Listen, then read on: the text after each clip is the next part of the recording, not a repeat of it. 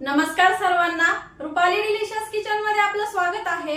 सर्वात आधी तर तुम्हाला शारदीय नवरात्र उत्सवाच्या हार्दिक हार्दिक शुभेच्छा। आज आपण नवरात्री उपवास निमित्त असे मस्त बटाट्याचा झणझणीत असा ठेचा बघणार आहोत आणि त्यासोबत मस्त वरईची भगरीची भाकर बघणार आहोत। एकदम करायला सोपे आहे, कमी साहित्यात होतं आणि रेसिपी एकदम सोप्या पद्धतीने सांगणार आहे, त्यामुळे व्हिडिओ स्किप न करता संपूर्ण बघा। आणि रेसिपी आवडली तर व्हिडिओच्या शेवटी लाईक करायला विसरू नका। चॅनलला कोणी नवीन असेल तर चॅनलला सबस्क्राइब करा। तर चला मग साहित्य बघूया आणि रेसिपीला सुरुवात करूया। तर आपण इथं साहित्य घेतलंय, भगरचं पीठ घेतलंय। इथं भगर ही खूप फायबर युक्त असते, त्यामुळे उपासामध्ये भगर खाणे चांगलं असतं। साबुदाण्यापेक्षा भगर खाणं चांगलं असतं, त्यामुळे आपण इथं भगरीचं पीठ घेतलंय भाकरीसाठी आणि त्यामध्ये थोडंसं साबुदाण्याचं पीठ असतं। तर हे पीठ कसं तयार करायचं, 1 किलो भगर घेतली तर त्याला 150 ग्रॅम आपण इथं साबुदाणे घ्यायचे आहेत, म्हणजे थोडंसं भगर आपली अशी भुरभुरीत असते, म्हणजे भगरी भाकर जमत नाही नुसत्या भगरीच्या पिठाने, त्यामुळे त्यामध्ये थोडेसे साबुदाणे मिक्स करायचे, त्यामुळे भाकर अशी मऊ लुसलुशीत तयार होते। या पद्धतीने इथं भगरीचं पीठ तयार करायचंय गिरणीतनं। 3 बटाटे घेतले, हिरव्या मिरच्या घेतल्या, ठेचा करणारे म्हणून थोड्याशा जास्त मिरच्या घेतल्या, तुम्ही कमी अधिक करू शकता। शेंगदाणे घेतले आणि चवीपुरतं मीठ ठेच्याला आणि थोडंसं भाकरीला पण आपण वापरणार आहे, त्यामुळे भाकर अशी छान चविष्ट लागते। तर आपण आधी ठेचा तयार करून घेऊ आणि मग त्यासोबत खाण्यासाठी गरमागरम अशी भगरीची भाकर करूया। सर्वात आधी तर मी बटाटे बारीक कट करून घेते। तर बटाटा आपण इथं कच्चाच वापर करणार आहे बटाट्याचा, उकडलेला बटाटा नाही घेतलाय। कच्च्या बटाट्याचा ठेचा तयार करणार आहे आपण इथं। मी इथं 3 बटाटे घेतले, त्याचे साल काढून घेतले। आता या पद्धतीने आपण इथं याच्या फोडी करून घेऊया। हे बघा, साल काढून आणि मी पाण्यात ठेवले होते। तर आता ह्याच पाण्यामध्ये मी इथं काढून घेते बटाटा, म्हणजे काळा पडणार नाही तो। आता याच पद्धतीने सर्व बटाटे मी कट करून घेते। तर सर्व बटाट्याचे फोडी इथं करून घेतलंय आपण। आता यातलं पाणी काढून टाकूया। तर बटाट्यातलं पाणी काढून टाकलंय मी, पूर्ण पाणी काढायचंय आपल्याला बटाट्यामधलं। आणि इथं मी एक पॅन गरम करायला ठेवलाय, तुम्ही तव्यावर पण करू शकता हा ठेचा। पॅन थोडा गरम झाला की बटाटा टाकून घ्यायचा आपल्याला। इथं बटाट्यातलं थोडंसं पाणी आपण धुवून घेतलंय बटाटा, आणि त्यामधलं पाणी कमी होईपर्यंत आपल्याला हा म्हणजे सुकेपर्यंत थोडासा फ्राय करायचा आहे। बटाट्यातलं थोडंसं पाणी कमी झालंय, म्हणजे सुके झालेत बटाटे असे। तर इथं मी तुपामध्ये करते हा ठेचा, उपास आहे त्यामुळं, उपासाचा आहे त्यामुळं। तर तुम्ही इथं तेल पण वापरू शकता। तर मी घट्ट 1 चमचा भरून असं तूप टाकून घेतलं इथं। तर आपल्याला हे तुपामध्ये छान मिक्स करून घ्यायचं आहे बटाटा। चवीपुरतं मीठ घेतलंय, त्यातलं आपल्याला अर्धा आट्टा टाकायचं आहे बटाटे शिजण्यापुरतं। मिक्स करून घेऊया। आता यावरती आपल्याला झाकण ठेवायचं आहे। आता झाकण ठेवून आपल्याला 70 ते 80% हे बटाटे शिजून घ्यायचे आहेत। तोपर्यंत आपण शेंगदाण्याचा आणि मिरचीचा ठेचा तयार करून घेऊया। इकडं 7 ते 8 हिरव्या मिरच्या आणि शेंगदाणे, याचं आपल्याला ओबडधोबड असं वाटण तयार करायचं आहे। तर हे बघा, असं ओबडधोबड असं वाटण तयार करून घेतलंय मी। आता बटाटा बघूया किती शिजलाय ते। खूप जास्त वेळ नाही लागत हा बटाटा शिजण्यासाठी, फक्त वाफेवर करतो ना आपण, त्यामुळे फक्त 4 ते 5 मिनिट लागतात। तर आपला 70 ते 80% बटाटा इथं शिजलाय। आता आपण वाटण तयार करून घेतलंय ना, हे वाटण याच्यात टाकायचंय आपल्याला इथं। आणि मी इथं भाजलेल्या शेंगदाण्यांचा वापर केलाय, तर पूर्ण वाटण इथं टाकून घेतलंय। आता हे बटाट्यामध्ये मिक्स करून घेऊया आणि अर्ध जे मीठ उरवलंय ते पण आता इथं टाकून घ्यायचंय, मिक्स करून घ्यायचं। तर तुम्ही उपासाची अशी पण भाजी खाऊ शकता भाकरीसोबत। गॅस कमी करायचा पूर्ण आणि पुन्हा आपल्याला 2 ते 3 मिनिट साठी हे असंच झाकून ठेवायचं आहे। 2 ते 3 मिनिट झाले, तर आपल्याला आता हा बटाटा असं मॅश करून घ्यायचा आहे। तुम्ही अशी पण भाजी खाऊ शकता, पण असं ह्या पद्धतीचा बटाटा मॅश करून असा ठेचा तयार करून बघा तुम्ही, खूप छान लागतो. मिरचीची आणि शेंगदाण्याची जी टेस्ट आहे ती बटाट्यामध्ये उतरते आणि त्यामुळे एकदम बटाट्याचा ठेचा एकदम असा खूप चविष्ट लागतो. अजिबात तिखट वगैरे काही लागत नाही. आणि तुम्ही अशीच भाजी खायला गेला भाकरी सोबत तर तुम्हाला तिखट लागणार भाजी. त्यामुळे तुम्ही असं करून बघा. आपल्याला खूप जास्त बारीक करायचं नाही, असंच ठेवायचं आहे. तुपाऐवजी तुम्ही इथं तेल पण वापरू शकता.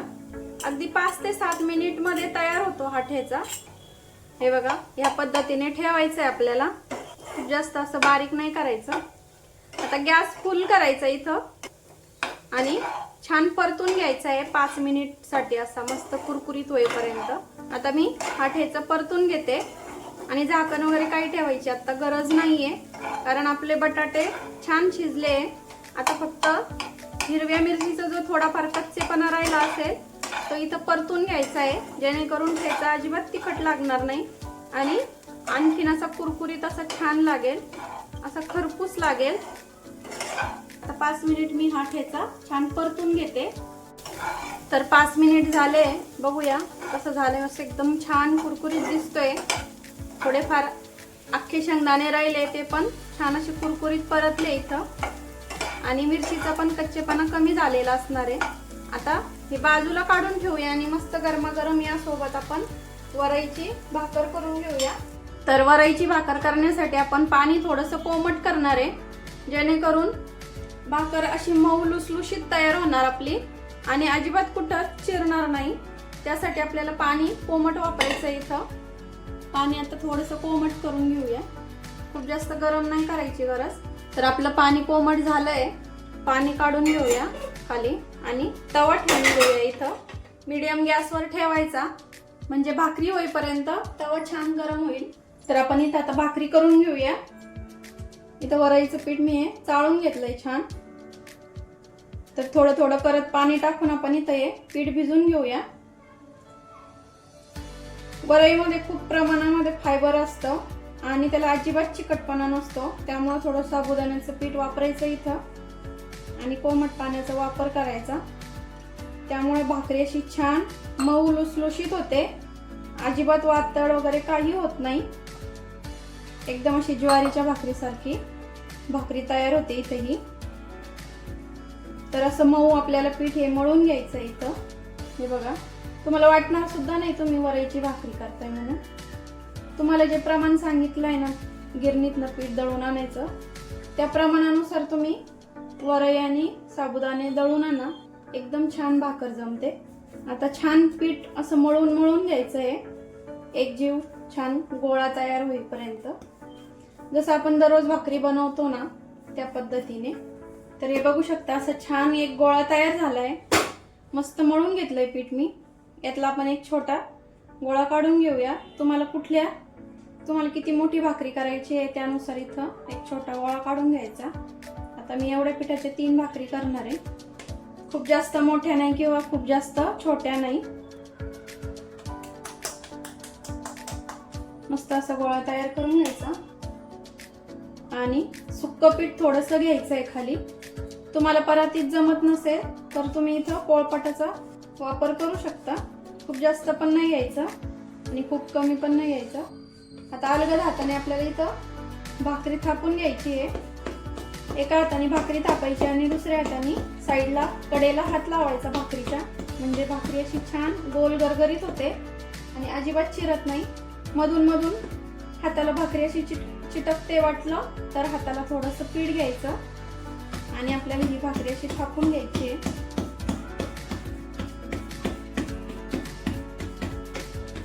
बघू शकता, अजिबात कुठं चिरली नाहीये का काहीच नाही. एकदम मस्त छान तयार झाली ही भाकरी. तुम्हाला जाड किती जाडीची केली आहे ते पण दाखवते. हे बघा, एक चपाती सारखी एकदम अशी पातळ तयार केली मी. तर आपण आता तव्यावर टाकून घेऊया. अशी पिठाची साईड आहे ती वरनं घ्यायची आहे. हे बघा, ह्या पद्धतीने.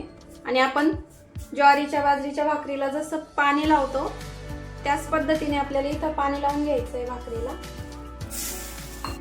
तर हे बघा, भाकरीला छान पाणी लावून घेतलंय पूर्ण सगळीकडनं कडेपर्यंत.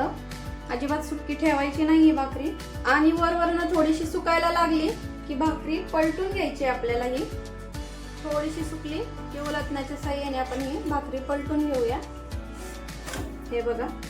आणि मीडियम गॅस ठेवायचा आहे म्हणजे भाकरी अशी वातळ होणार नाही. आता भाकरी भाजते, ही भाकरी भाजते तोपर्यंत आपण दुसरी भाकरी पण लगेच थापून घेऊया. तर आधीचा गोळा आहे त्यातनंच आपण थोडंसं मळून घ्यायचं आणखीन, कारण वरवरनं थोडंसं सुकतं ते. तर यातनं आणखीन एक आपण अर्धा गोळा काढून घेऊया. आधीच्या भाकरी सारखीच ही भाकरी पण आपण इथं थापून घेऊ. थोडंसं सुक्क पीठ घ्यायचंय आणि वरनं पण थोडंसं सुक्क लावायचं म्हणजे हाताला भाकरी चिटकत नाही. आणि आधीच्या भाकरी सारखीच अशी एका हाताने थापायची आणि दुसऱ्या हाताने साईडला भाकरीच्या हात लावायचा. हे बघा, हे आपण आधीच्या भाकरी सारखीच आपली ही भाकरी पण छान पातळ अशी मी थापून घेतली आहे बघा, चपाती सारखी एकदम. तर आपल्याला आता आपली तव्यावर जी भाकरी आहे ती पण भाकरी आपली छान भाजली आहे. तुम्हाला दाखवते मी. हे बघा, मस्त अशी पांढरी शुभ्र झाली आहे. आता तुम्हाला तव्यावर डायरेक्ट भाजायची असेल तर तशी पण भाजू शकता तुम्ही, किंवा डायरेक्ट आपण भाकरी जशी गॅसवर घेऊन भाजतो तशी त्या पद्धतीने भाजली तरी चालते. तर मी इथं गॅसवर भाजणार आहे डायरेक्ट. तुम्हाला जी पद्धत सोपी वाटेल त्या पद्धतीने तुम्ही इथं भाकरी भाजून. अशी मस्त अशी टम्म फुगलेली भाकरी आपली इथं रेडी आहे. अशी छान टम्म फुगली भाकरी आणि पांढरं शुभ्र झाली अशी. हे बघा, छान दिसते ना. आणि अजिबात अशी वातड वगैरे अजिबात काही झाली नाही, अशी मस्त मऊ अशी झाली आहे. गरम आहे खूप. आता ही भाकरी साईडला ठेवूया आणि थापून घेतलेली भाकरी भाजून घेऊया. तर भाकरी अशी जाळीवर काढून घेते, असं पाणी सुटणार नाही. भांड्यात ठेवली तर पाणी सुटेल. आता दुसरी भाकरी पण आपण पहिल्या भाकरीसारखीच भाजून घेऊया. पिठाची साईड वरती करायची आहे जेणेकरून आपल्याला पाणी लावता येईल. अजिबात सुक्की ठेवायची नाही भाकरी, नाहीतर अशी चिरल्यासारखी दिसते आणि फुगत नाही मग आणि वातळ होते. तुम्हाला हाताने जर डायरेक्ट लावायला जमत नसेल, चटके बसत असतील, तर तुम्ही एक कॉटनचा कपडा घ्यायचा, पाण्यात बुडवायचा आणि त्याने लावू शकता तुम्ही. तर भाकरीची वरची साईड थोडी सुकली की आपण पलटून घेऊया. हे बघा, आता तिसरी भाकरी मी याच पद्धतीने थापून घेते आणि भाजून घेते. तर आपली दुसरी भाकरी पण छान शेकली आहे. आता ही तुम्हाला मी तव्यावर भाजून दाखवते. तव्यावर पण छान टम्म फुगते. हे बघा, काहीच करायची गरज नाही, आपोआप फुगते. छान शेकली ही. आता सर्व करून घेऊया. तर गरमागरम अशा वरईच्या भाकरी आणि त्यावरती मस्त असा मऊ लुसलुशीत अशा गरमागरम आपल्या वरईच्या भाकरी तर तयार आहे. आणि त्यावरती मस्त असा झणझणीत बटाट्याचा ठेचा. तर या नवरात्रीमध्ये तुम्ही करून बघा आणि मला कमेंट मध्ये सांगा का तुमचा ठेचा पण असाच झाला का, किंवा भाकरी पण अशीच मऊ लुसलुशीत झाली का. तर रेसिपी आता आवडलीच असेल तुम्हाला, त्यामुळे लाईक करायला विसरू नका. तर तुम्हाला मी भाकरी पण तोडून दाखवते.